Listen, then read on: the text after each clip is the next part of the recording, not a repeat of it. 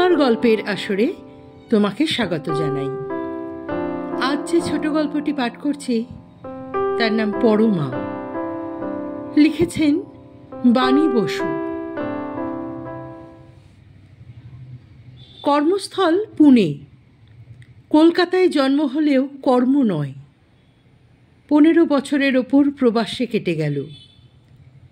এখানে আর আমার শেকড় থাকার কথা না, কিন্তু প্রাপ্তবয়স্ক বৃক্ষের মতো প্রাপ্তবয়স্ক মানুষকে বুঝি ভিন্ন মাটিতে রোপণ করা যায় না।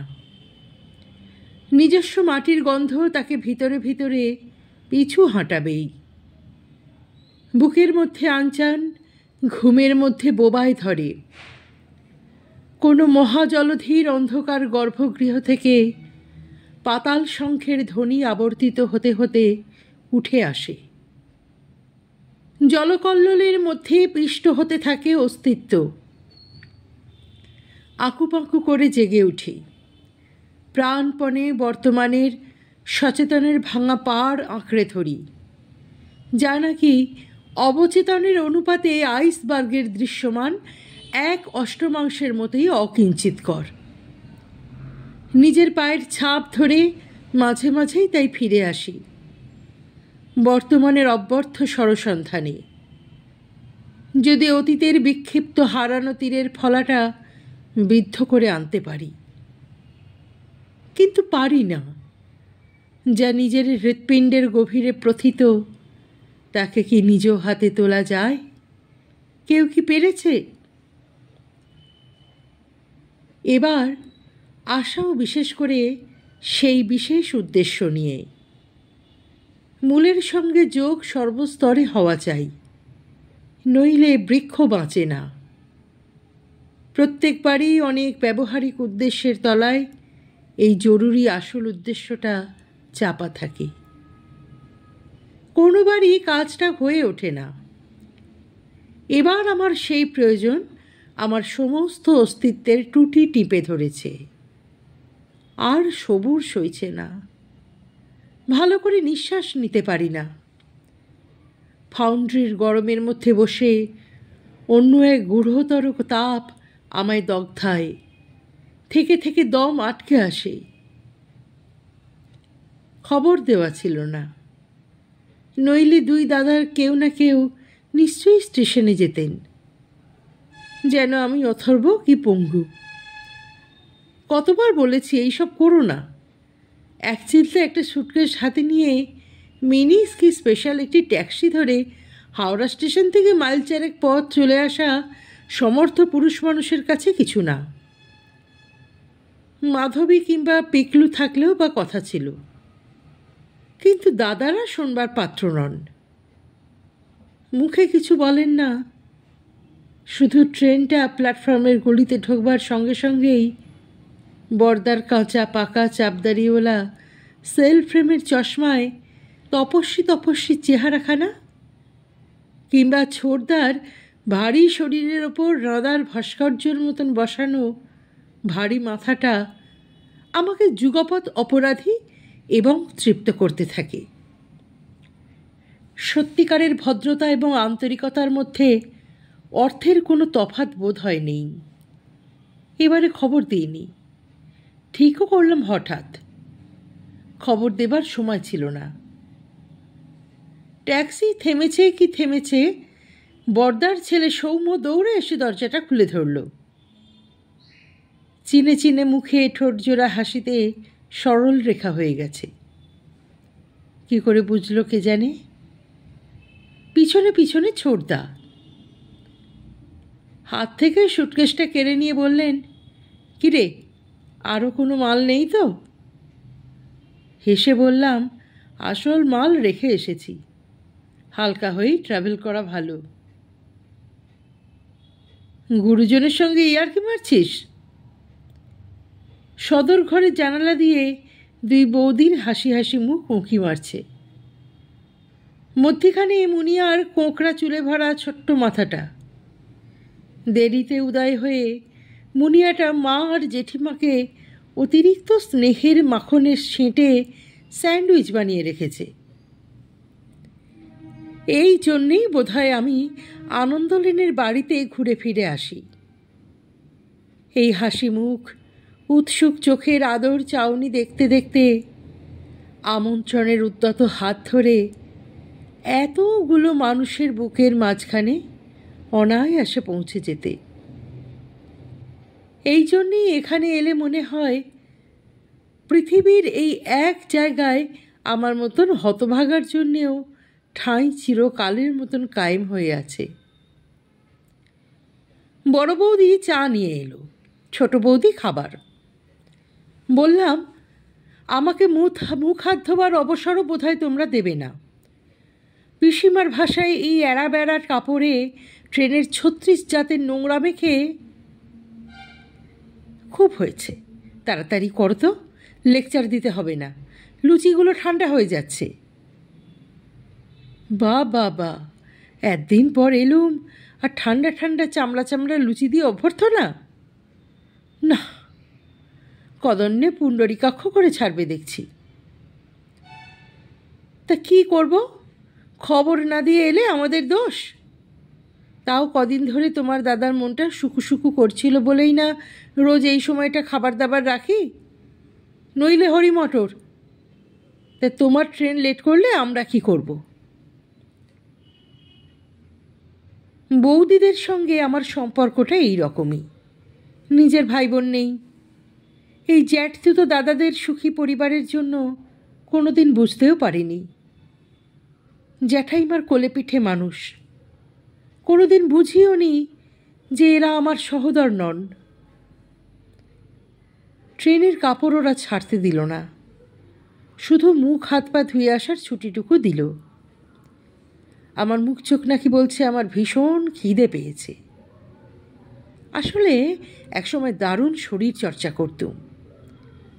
তখন আমার শরীরের যত্ন, খাওয়া দাওয়ার নানান খুঁটিনাটির হাঙ্গামা দুই বৌদি পুইয়েছে। ওরা মনে করে এখনও আমি সেই হেভিওয়েট লিফটার সুকুমারী রয়ে গেছি, যে গব্যদুদ্ধের বরাদ্দ ছাড়াও সয়াবিনের প্রোটিনের জন্য বৌদিদের নিত্য জ্বালিয়েছে। সবে লুচিতে বেগুন ভাজা মুড়ে একটা কামড় দিয়েছি কি দিইনি, বড় বৌদি দ্বিতীয়বার চা আনবার জন্যে রান্নাঘরের দিকে পা বাড়িয়েছে।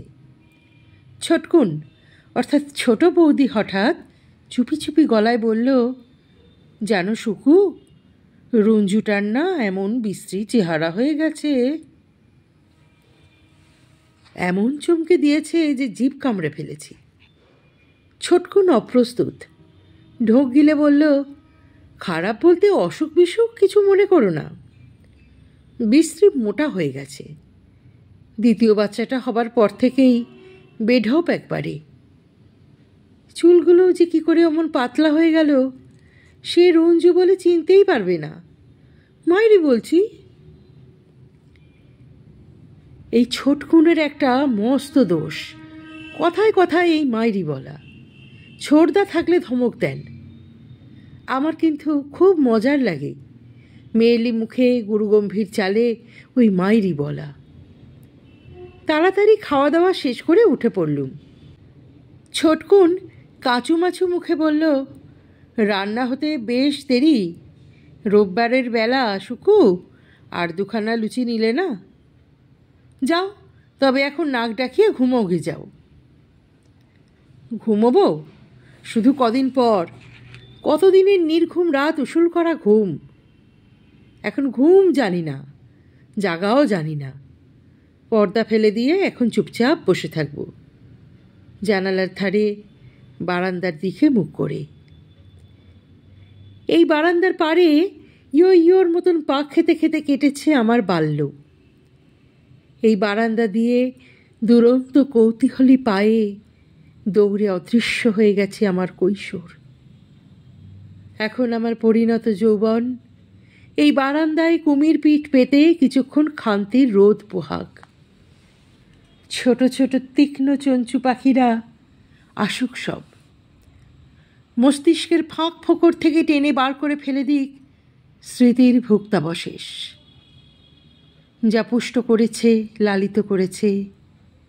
অতীতের সেই স্বাস্থ্যকর স্মৃতি গভীর সুখে পরিপাক করি, যা ভেতরে প্রবিষ্ট হতে চাইল না। সেই উঞ্চ উদ্বৃত্ত নিয়ে কী করব? এই ঘরে ডন দিতুম, মুগুর ভাঁজতুম। সে মুগুরগুলো সৌম্য ব্যবহার করলে অমন পলকা চেহারা হতো না ছেলেটার। ওই টেবিলে লক্ষ্য করলে এখনও দেখতে পাওয়া যাবে জটিল অঙ্ক ভাবতে ভাবতে কত অন্যমনস্ক কাটাকুটি করেছি। পৈতৃক বাড়ির অংশ আমি নিইনি, দাদারা বদলে আমাকে টাকা দিয়েছেন। সেই নগদ টাকা দিয়ে আমি কোম্পানির নিরাপদ শেয়ার কিনে আমি আমাদের 3 জনের ভবিষ্যৎ সুরক্ষিত করেছি। কিন্তু আমার সাবেক ঘরটা বৌদিরা সযত্নে গুছিয়ে রেখেছে। এটা এখনও শুকুর ঘর। এত মায়া। বলে, ঘরটুকু না থাকলে তুই আর আসবি না শুকু। অন্য সময় সৌম্য থাকে বোধ হয়। ওর ডাক্তারির বইটই টেবিলের ওপর দেখেছি, অ্যানাটমি, মেটেরিয়া মেডিকো। কিন্তু আমি এলে কেউ বিরক্ত করে না। নিজের বসবাসের চিহ্ন সৌম্য বেচারি সমস্ত নিঃশেষে তুলে নিয়ে যায়। এই ঘরের গোপনীয়তা আমার নিজের সংসারেও কোথাও নেই। সেখানে মাধবীর সঙ্গে ভাগের কারবার, বারোয়ারি বৈঠক, অংশীদারির শোবার ঘর। এমন নির্জন বারান্দা সেখানে নেই। নেই এমন পূর্ণকুম্ভ শূন্যতা। জানালার প্রত্যেকটা গরাদ এখানে নীরবে আমার সঙ্গে কথা বলে। ঘরের প্রত্যেকটি কোণে হারানো দিনের কণ্ঠ গম গম করে। সওয়াল জবাব চলতেই থাকে, মেঝের সঙ্গে, ছাদের সঙ্গে। স্বল্প আসবাব কটা আলাপচারিতে যোগ দেয়। কেন তুমি চলে গেলে? নদীর স্রোত আর সময় তো চলেই যায়। সময় যাক, তুমি কেন গেলে? সময় দিয়েই যে তৈরি জীবন, সময় দিয়েই যে তৈরি শরীর। কিন্তু তুমি তো গিয়েও পুরোপুরি যাওনি। কেন কেন কেন কেন শুকু? কিন্তু ছোটকুন আচমকা কি যেন একটা বলে গেল। রঞ্জু মোটা হয়ে গেছে।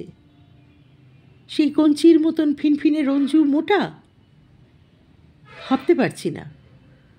স্থূলত্ব অনেকের সঙ্গে অনেক প্রসঙ্গে সয়ে যায়। মীনা মাসিমা একসময় ডিগডিগে রোগা ছিলেন। কণ্ঠার হাড়ের গর্তে টেনিস বল ঢুকে যেত। এখন মীনা মাসিমার ঘাড় নেই, কণ্ঠা নেই, বুক, পেট, পিঠ আলাদা করে চেনা যায় না। রঞ্জুর বেলা স্থূলত্ব সইবে না। স্থূলত্ব রঞ্জুর বেলা অশ্লীল। চুল নাকি পাতলা হয়ে গেছে। 52 বিঘের চওড়া কালো রাস্তাটা যুগল শিরিষের তলা দিয়ে যেখানে লাল কাঁকড়ের পায়ে চলা মেঠো পথটার সঙ্গে মিশেছে, সেইখানে অব্যবহৃত কুয়ার পরিত্যক্ত চাতালে ওই তো রঞ্জু প্রাণপণে স্কিপিং করে যাচ্ছে। যেমন ওকে প্রথম দেখেছিল, মোটা বেনিটা সপাং সপাং করে পিঠের ওপর চাবুক মারছে। লাল আকাশে কালো বিদ্যুৎ, নীলের কোলে কিশোরী বিজলি চমকে যাচ্ছে। তির্যক, নিটোল।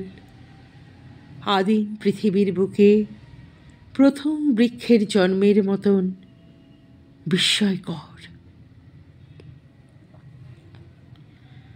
গতবারেও ছোটকুন বলেছিল, জানো শুকু, রঞ্জুটা যে কি কালো শ্রীহীন হয়ে গেছে তুমি ধারণাই করতে পারবে না।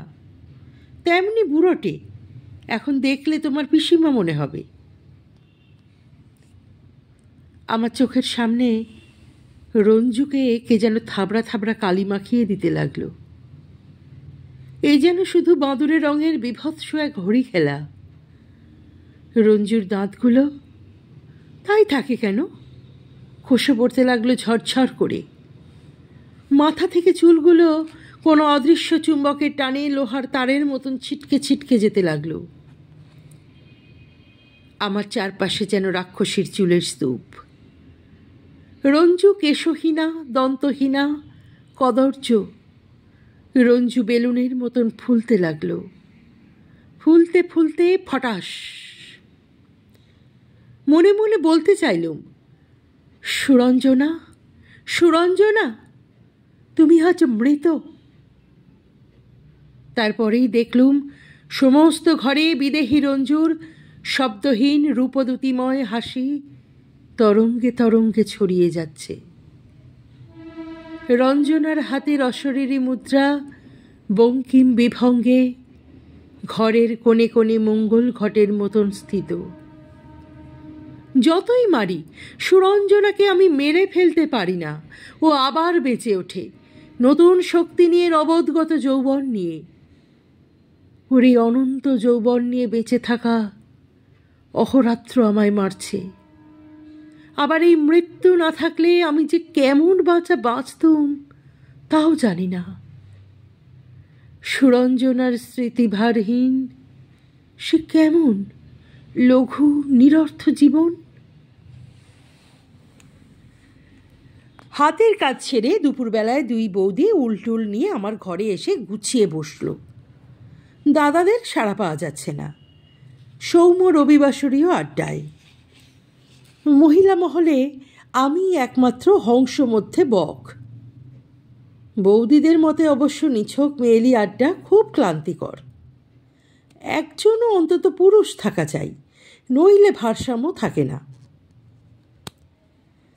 এই শুকু 29 হবে? খুকিদের খেলা ছেড়ে এবার একটু সাবালক হও বৌদি। এ জন্মে আর হলো না রে। শিখিয়ে দিচ্ছি, ব্রিজ তাস দাও। শেখাতে চাইলেই শিখছে কে রে? না বৌদি, হোপলেস তোমরা, ইনকারেজেবল। 3 জনে তবে আর গোলামচোর ছাড়া হবেটা কি? মুনিয়াটা অনেকক্ষণ জেঠিমার কোল ঘেঁষতে বসেছিল, নতুন গল্পের বই হাতের মুঠোয়, নতুন পুতুল কোলের ভিতর আঁকড়ে ধরে। দেখতে দেখতে চোখে ঘুমের ঢল নামল। ছোটকুন বলল, আচ্ছা দিদিভাই, আমি বললে শুকুটা বিশ্বাস করতে চায় না। তুমিই বলো তো, রঞ্জু কীরকম খিটখিটে খটখটে মতন হয়ে গেছে না আজকাল? বড় বৌদি বলল, কিছু মনে করিস নি মিতু, মায়ের পেটের না হলেও হাজার হোক তোর বোনই তো। শ্যামলীর বিয়েতে দেখলুম যেন জয় ঠাক, তার উপর সবসময় গলা বাড়িয়ে চেঁচাচ্ছে। আমি আস্তে আস্তে বললুম, তোমরা থামবে? বড় বৌদি বলল, থামব বই কি, মিতু কথাটা তুলল তাই। ভগবান যা করেন মঙ্গলের জন্যই রে শুকু। কে যে পরে কি দাঁড়াবে সে গোড়ার রকম সকম দেখে খানিকটা বোঝা যায় বই কি। রাখতো ওসব, তোদের খবরাখবর এখনো ভালো করে শোনাই হলো না। এই মিতু, রাখতো তাস। মাধবীকে কতদিন দেখিনি, পিকলুর ছবি এবারেও আনিসনি তো? কেন যে ছোটকুন এইভাবে বারবার রঞ্জুর প্রসঙ্গ তোলে? প্রথম প্রথম তুলত না। বহু দিন এ বাড়িতে রঞ্জু কবরস্থ ছিল।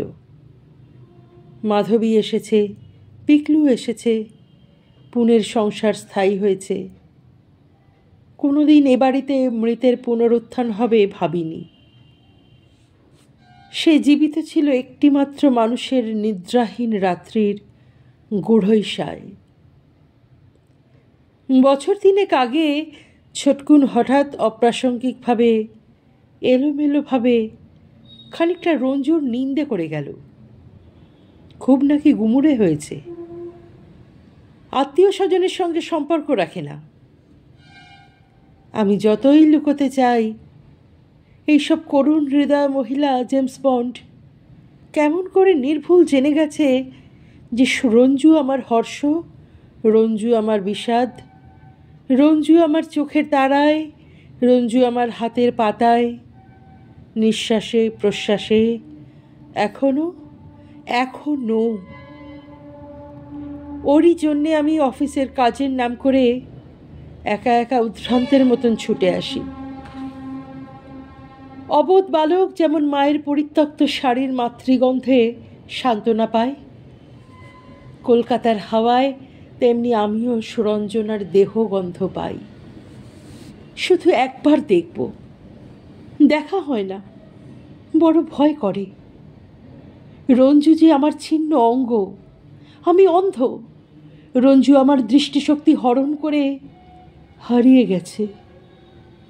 হে ঈশ্বর, বিমূর্ত আলো দাও, আমি আর একবার রঞ্জুকে প্রত্যক্ষ করি। এত বড় জীবনের পরিসরে আর কেউই যে আমার পরিপূর্ণ আপন হলো না, বড় ভয়। রঞ্জু মোটা হয়ে গেছে, কণ্ঠে আর সুরবাহার বাজে না। তার চাইতে ও যেখানে আছে সেখানে থাক, ভিতরে এবং বাইরে। রঞ্জুর ছবি গোপন অ্যালবামের পাতায় সেঁটে বহন ক্লান্ত রাহুগ্রস্ত আমি আবার কি ফিরেই যাব? সন্ধ্যের দিকে বেরুলুম। একটু ঝিরঝিরে মতন বৃষ্টি হয়ে গেছে। রাস্তাগুলো অশ্রুময়, গাছের ডগা থেকে ফোঁটা ফোঁটা জল ঝরছে। কর্নওয়াল স্ট্রিটের দুই ধারে পসরা, পলিথিনে ঢাকা সরিয়ে ফেলেছে হকাররা। মানুষ হাঁটার জায়গা নেই। কম্বলিটোলা থেকে বেরিয়ে শোভাবাজারের দিকে হাঁটা দিলুম। আবার মুখ ফিরিয়ে জোড়া বাগান। পার্কের পূর্বকোণে রায়চৌধুরীদের রঙিন কাঁচওয়ালা বারান্দায় ইলেকট্রিকের আলো পড়ে রং চলকাচ্ছে। কোথাও যাব না, সর্বত্র যাব। লোডশেডিং হয়ে গেল।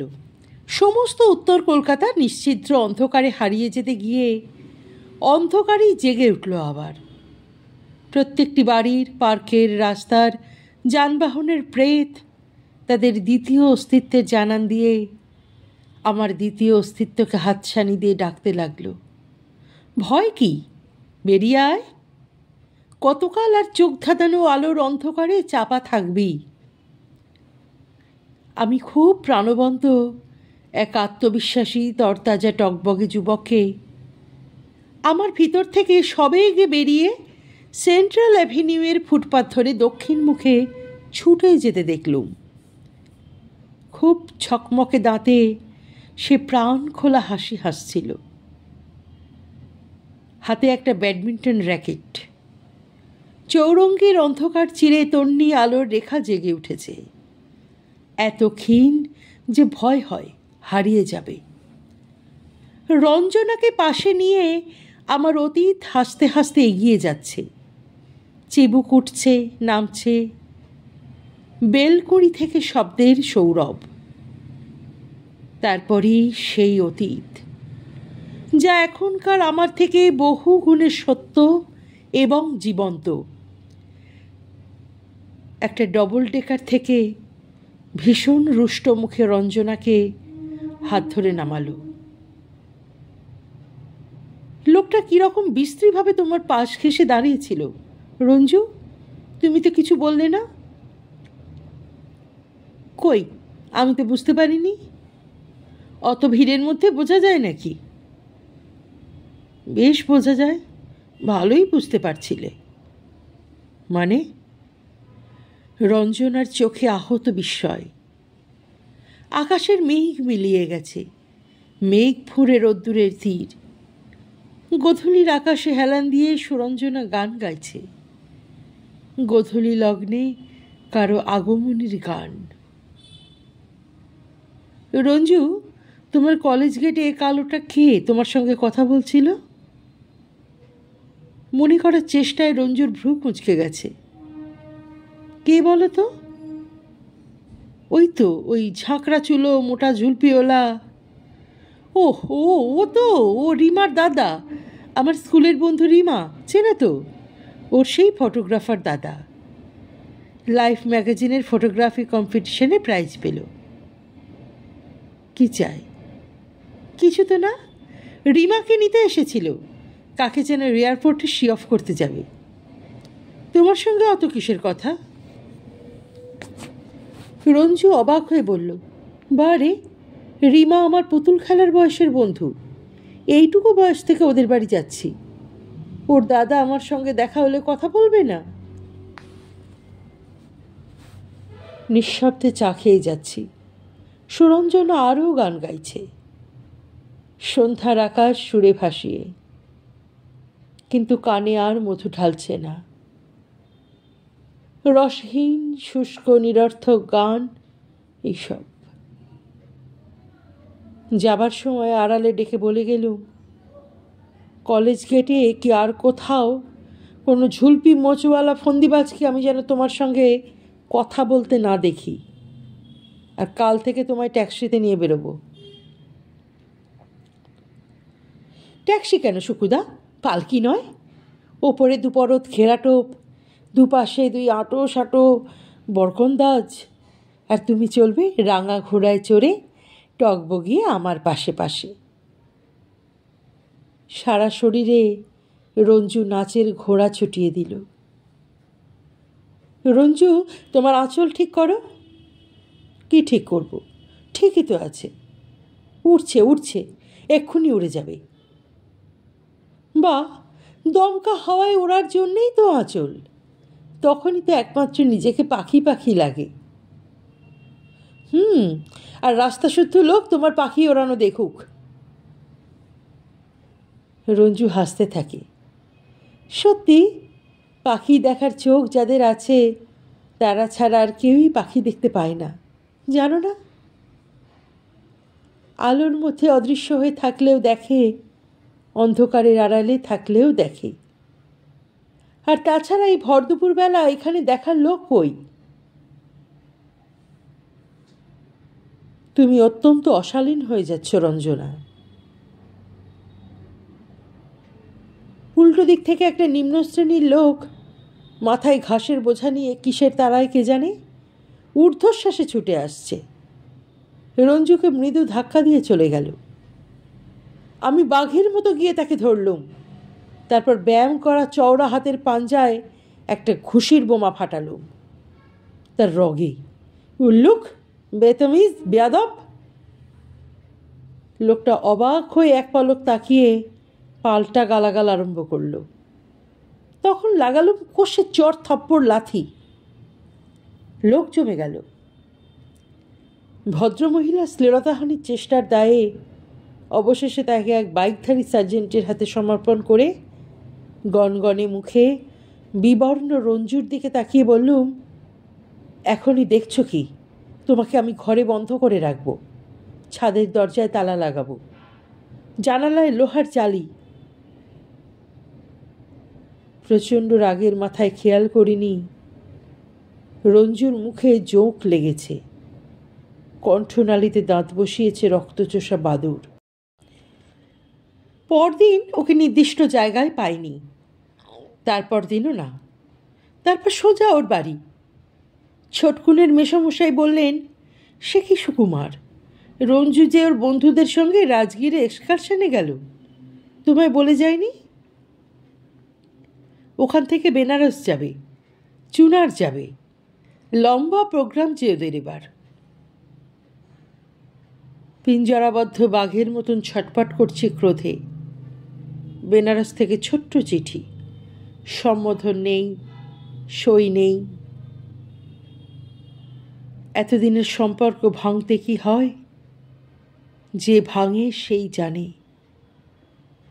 ছেড়ে দাও আমায়, নিজেও শেষ হবে, আমাকেও শেষ করবে। কোনো কিছুর খাতিরেই আমি সন্দেহভাজন আসামিনী হয়ে অমূল্য জীবন লোহার গারদে আটকে থাকতে পারবো না।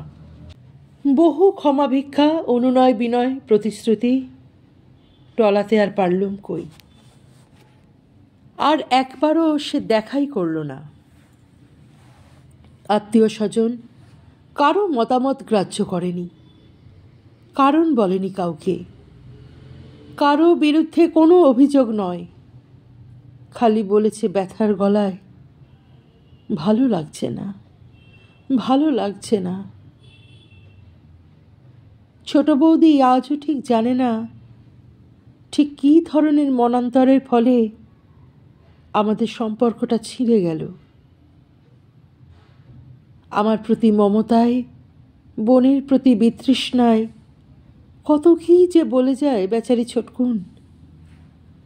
বোধহয় ভাবে ওর বিরুদ্ধে আমার মনটাকে তেতো করে দিতে পারলে সেই তিক্ততায় আমার এই বিষ ক্ষত সেরে যাবে।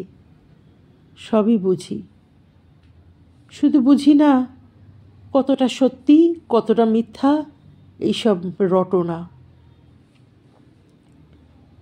কতগুলো দীর্ঘ বছর কেটে গেছে, এখনো মাঝরাতে ঘুম ভেঙে যায়। মাঝরাত তো নয়, যেন মাঝগাং। হাবুডুবু খেতে খেতে উঠে বসি। রঞ্জু, রঞ্জু। ডুবন্ত মানুষের আর্তচিৎকার কেউ শোনে না। ডুবন্ত মানুষের উদ্যত হাত ধরে টেনে কেউ ডাঙায় তোলে না।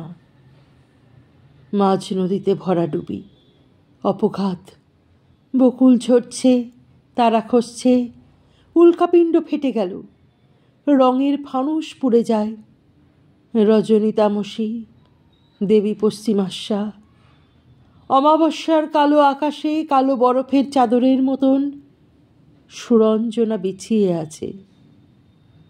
শ্রীহীনা রুক্ষভাষিনী স্থূলাঙ্গিনী রঞ্জুকে একবার দেখতে পেলেই কি মহাকালের ধ্যান ভঙ্গ হবে? এ ধ্যান কি রূপের ধ্যান? অপঘাত ঠেলে ফিরতে পারবো ডাঙায়? ফিরতে পারবো ভাটির প্রবল টান এড়িয়ে জীবনের কাছে? শ্যামবাজারের মোড় থেকে শহরতলির বাস নিল। অভিজ্ঞ দুপুর এখন শান্তি পর্বে সরসজ্জায়। তাকে ঘিরে সমস্ত প্রশ্ন চুপ। পশ্চিম দিগন্তে শেষকৃত্যের মহাপ্রস্তুতি আরম্ভ হচ্ছে। দক্ষিণ শহরতলির সুদূর প্রান্তে যখন পৌঁছালুম, কামনা রঙের শিখাগুলি তখন ভস্য উদ্গার করছে। লাল মাটির রাস্তায় আবিরের মতন ছড়িয়ে আছে কৃষ্ণচূড়ার মঞ্জরি। ঝিরিঝিরি পাতার কাঁপনের মধ্যে দিয়ে অস্থির দিঘির মতন চাপ চাপ আকাশ। দূর থেকে দেখতে পাচ্ছি বাগান ঘেরা ছোট্ট বাড়িটা। আটলান্টিকের মাঝ মধ্যিখানে যেন নোঙর ফেলে দাঁড়িয়ে আছে একলা জাহাজ। এক্ষুনি ভোঁ বেজে উঠবে। বগিনভলিয়ার বেগুনি মাস্ত লুচিয়ে পালতোলা মাটির জাহাজ চলতে আরম্ভ করবে। শুনেছি ওই বাড়ির দোতলাটা পুরোটাই স্টুডিও। রঞ্জুর স্বামী শিল্পী। উত্তর দিকের দেওয়ালে কাঁচের ওপর অস্তরাগ প্রতিফলিত হয়ে আকাশের চোখ ধাঁধিয়ে দিচ্ছে। আমি কি ওর সামনে গিয়ে এমনই উদ্ভ্রান্তের মতন দাঁড়াবো সিকান্দারের সামনে শৃঙ্খলিত পুরুর মতন মাথা উঁচু করে? ভিক্ষুকের মতন দাঁড়াবো গিয়ে কাজল চোখে? শিল্পীদের ষষ্ঠ ইন্দ্রিয় থাকে। উনি কি বুঝতে পারবেন আমি কে? উনি আমাকে কিভাবে নেবেন? আমি বা ওকে, আমার এই মেঘলোকবাসী প্রতিদ্বন্দ্বীকে, কোনোদিনই যাকে সম্মুখ সমরে চূড়ান্ত দ্বৈরথে পেলুম না, তাকে কিভাবে নেব? ভাবতে ভাবতে বাগানের গেটে হাত রেখে গেল। খুলতে গিয়েও খুলতে পারলুম না। দূর দূরান্ত শব্দে কাঁপিয়ে ট্রেন চলে গেল। পিছু ফিরে দাঁড়ালুম একজোড়া অশ্বত্থের তলায়। কোলের কাছে মাতৃগর্ভের মতন কোমল অন্ধকার। অসহায়ের মতন দাঁড়িয়ে রইলুম সেইখানে, যেন আমি জন্মের জন্যে অনন্তকাল প্রতীক্ষারত অজাত ভ্রূণ। গোধূলি গিয়ে সাঁঝ, সাঁঝ পেরিয়ে সন্ধ্যা, সন্ধ্যা গড়িয়ে রাত। শহরতলি কাঁপিয়ে ঝিঝির তান কর্তব শুরু হয়ে গেল। মুক্তাঙ্গনে লক্ষ নর্তকীর নূপুর সিঞ্জিনী, বেগবান হাওয়ার সমর্থ সঙ্গত। ঘড়ি দেখতে ভুলেছি, আকাশে চাঁদ নেই। শুধু তারার আলোয় জেগে আছে অলৌকিক জাহাজ বাড়ি। তারার আলোয় দাঁড়িয়ে আছে ত্রিকাল সাক্ষী অসৎ। কতক্ষণ পর জানি না, কাঁকর ভাঙার মৃদু আওয়াজে চমক ভেঙে গেল। তারার জ্যোৎস্নায় দেখলুম, কি আশ্চর্য, কি পরম আশ্চর্য! সুরঞ্জনা আসছে। ছোটকুন কি যেন বলেছিল, বড় বৌদি কি যেন দেখেছিল। সুরঞ্জনা তো অবিকল তেমনই আছে। মাথার উপর কালপুরুষ, পায়ের তলায় দিবারাত্রির গতিভঙ্গে ঘূর্ণিত হচ্ছে পৃথিবী।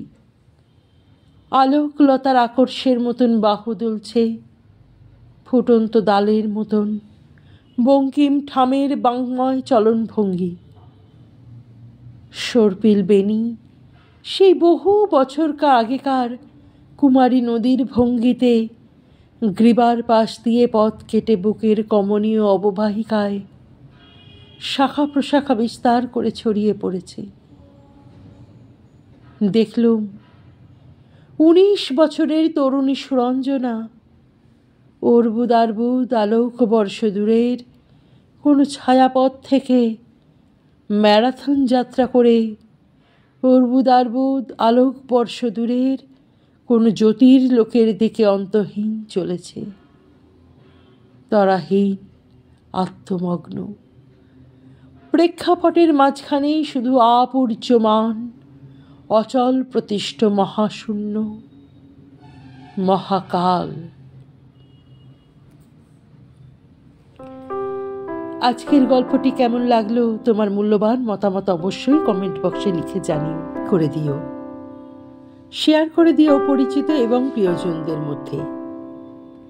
আর যারা এখনো চ্যানেলটি সাবস্ক্রাইব করনি তারা কিন্তু চ্যানেলটি সাবস্ক্রাইব করতে ভুলো না।